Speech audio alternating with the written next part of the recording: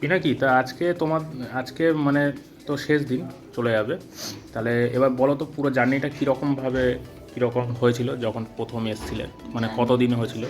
প্রথম 6 মাস করেছি, তারপর 1 মাস এখানে থেকে করছি।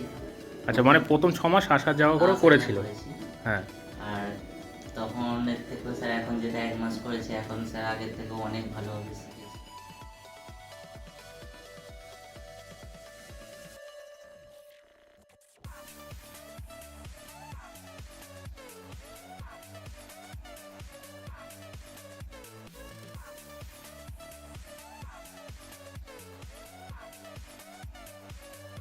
মূল কথা হয়েছে যে তোমরা 6 মাস পরও 1 মাস করছো কেন, তার কারণ হয়েছে যাতায়াতে খুব সমস্যা হ্যাঁ ছিল। স্যার, সমস্যা অনেকটা টাইম প্রবলেমের জন্য। মানে ব্যয় হয়ে যেত ওখানেই।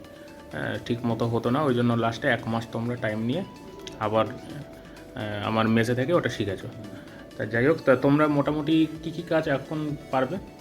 স্যার মোটামুটি সব রকমই যেমন স্যার হয়। তা মোবাইল। কাজ তো আর সব যে একদম সব শেখা যায় তা তো নয়। হ্যাঁ তোমার স্যার। যেটা মূল কথা হয়েছে যে এই কাজগুলো আমি করতে পারবো, এবং আগামী দিনে আমি যখন ফিল্ডে নামবো তখন এটা প্র্যাকটিস যত হবে তত আমি কাজগুলো আরও বেশি করে করে যেতে পারবো।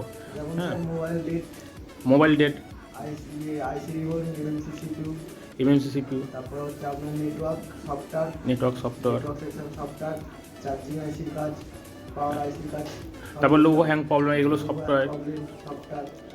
এইগুলো দেখো, এবার কথা হয়েছে যারা বলে যে 100% শিখে গেছো, এই কথাটা বলা ভুল। প্রতিদিন সবাই কিছু না কিছু শেখে, তা তোমরাও শিখবে।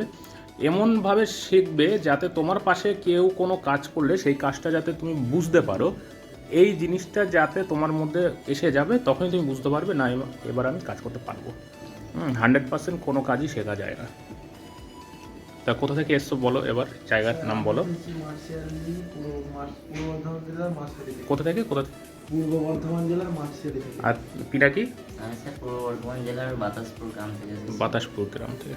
ঠিক আছে।